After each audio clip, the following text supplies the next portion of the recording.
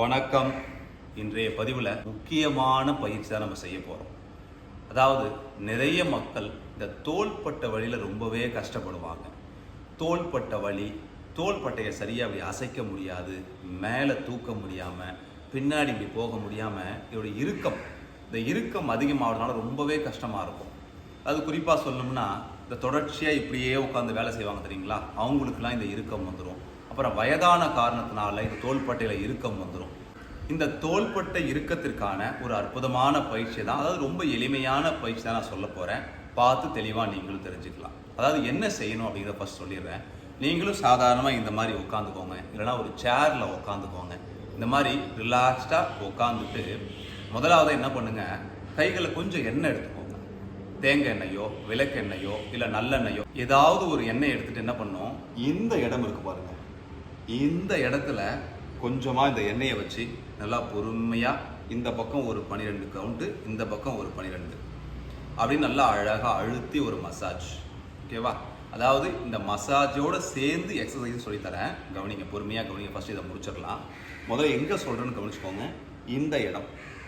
அடுத்தது முழு தோள்பட்டைக்கும் அழகாக என்ன செய்யணும், அப்படி செய்யணும். இங்கே முடிச்சுட்டு இங்கே ஒரு 12, இந்த பக்கம் ஒரு 12, அதற்கப்புறம் தான் முழு தோள்பட்டைக்கும்.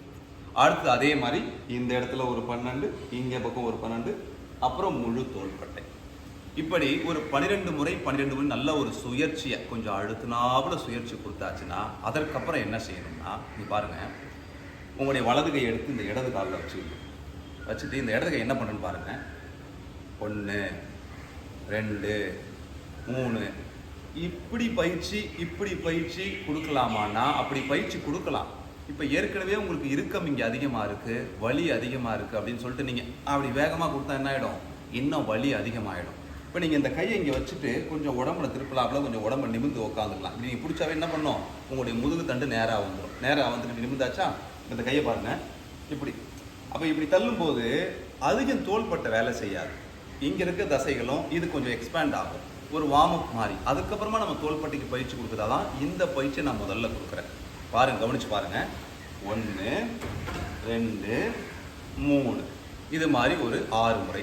அதற்கப்புறம் இந்த பக்கம் வந்து 1 2 3 6 முறை. அதுக்கப்புறம் கவனிச்சு பாருங்க. இந்த கையை இப்போ இங்கே வச்சுருந்தோம்ல, இப்படி ஊனிக்கோங்க தரையில். ஊனிட்டு 1 2 3 நீங்கள் பாட்டு போட்டு அப்படி தள்ளிடக்கூடாது. அதாவது வலி இருக்கிறவங்களால அப்படி செய்ய முடியாது. வலி இருக்கிறவங்களுக்காக தான் குறிப்பாக இந்த பயிற்சியை கொடுக்குறேன். நீங்கள் செய்யும் போதே உங்களுக்கு புரிய ஆரம்பிச்சிடும். சரிங்களா? 1 2 3 புரியுதுங்களா? அடுத்தது இந்த தோள்பட்டையிலையும் 1 2 3 புரியுதா? இப்போ என்ன செஞ்சோம்னு இந்த 2 பயிற்சியை செஞ்சுக்கணும். அதாவது முதலாவதா கை என்ன செய்யணும், இங்கே வைக்கணும். இங்கே வைக்காமல் செய்யலாமான்னு கேட்டால் தாராளமாக நீங்கள் வைக்காமல் செய்யுங்க. வச்சு செஞ்சால் உங்கள் முதுகு தண்டு கொஞ்சம் நேராக இருக்கும், கொஞ்சம் உங்களுக்கும் உபயோகம் நல்லா கிடைக்கும். வைக்காமல் செஞ்சாலும் பரவாயில்ல. நீங்கள் சேரில் உட்காந்துருக்கலாம். இப்படி என்னால் உட்கார முடியாது, என்ன பண்ணலாம், நீங்கள் சேரில் உட்காந்துட்டு சும்மா சாதாரணமாக நீங்கள் இப்படியும் செஞ்சுக்கலாம். இது ஒரு பயிற்சி. அடுத்தது மேலே. இது 2 முடிச்சு என்ன செய்யணும்னு கவனிச்சு பாருங்கள். இந்த கை இங்கே இப்படி வச்சுக்கணும். வச்சுட்டு பாருங்கள், இப்படி பின்னாடி போய் தொட முடியும்ல, இப்படி போய் பின்னாடி தொடங்கும். சரிங்களா? பாருங்கள், 1 2 3 இந்த மாதிரி தான். பின்னாடி போய் தொடும்போது என்ன பண்ணுறோம், கீழே குனிகிறோம், முன்னாடி வரும்போது நேராக வந்துடும். இந்த பயிற்சி, இதே பயிற்சியை 1 2 3 அப்படின்னு செய்யலாம். இப்போ மொத்தம் 4 பயிற்சி ஆச்சுங்களா? கீழே 1, மேலே 2, பின்புறம் 1, அடுத்தது மேலே. ஸோ 1 2 3 4 இந்த 4 பயிற்சிகளை மட்டும் முதலாவதாக ஒரு 6 முறை தொடர்ச்சியாக செஞ்சு பழகுங்க. இந்த 6 பயிற்சிகளை ஒரு 12 நாட்கள் நீங்கள் தொடர்ச்சியாக செஞ்சு பழகுனீங்கன்னா உங்கள் தோள்பட்டையில் இருக்கக்கூடிய இறுக்கம் கொஞ்சம் கொஞ்சமாக குறைய ஆரம்பிக்கும்.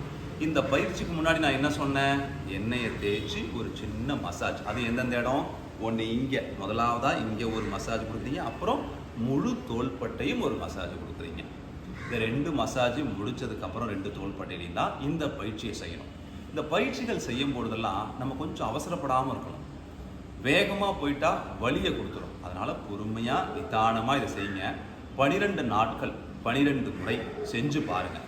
செஞ்சதுக்கப்புறம் நான் இன்னொரு பயிற்சி கொடுக்குறேன். இதை உட்காந்துக்கிட்டு ஓய்வான முறையில் செய்கிறதுக்கான பயிற்சி இப்போ கொடுத்துருக்கேன்.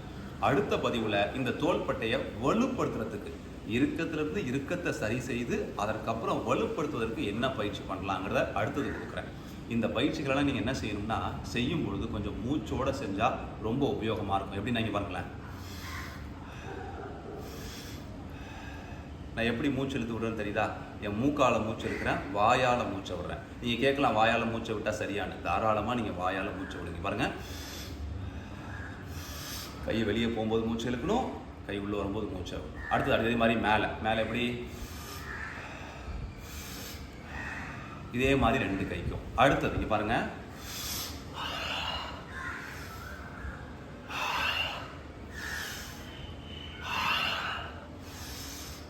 புரியுதுங்களா? அடுத்தது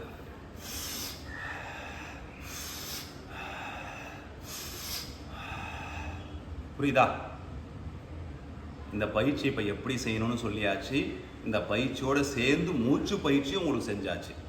அதாவது இதே மாதிரி நீங்கள் பயிற்சி பண்ணிங்கன்னா உங்களுடைய தோள்பட்டை இறுக்கமும் சரியாகும், உங்களுக்கான சுவாச பயிற்சியும் தானாக நடக்க ஆரம்பிச்சிடும். 2 வேலை, இந்த ஒரே பயிற்சியில் 2 வேலை நடக்குது. எப்போதுமே பயிற்சி செஞ்சோம்னா மூச்சோடு சேர்த்து செஞ்சால் ரொம்பவே நல்லது. எளிமையான பயிற்சிகளாக இருந்தால் நீங்கள் மூச்சோடு செய்ய முடியும். கொஞ்சம் கடினமானதோ புரியாத பயிற்சிகளாக இருக்கும்பொழுது மூச்சோடு சேர்த்து செய்யும்போது உங்களுக்கு சௌரியமாக இருக்காது.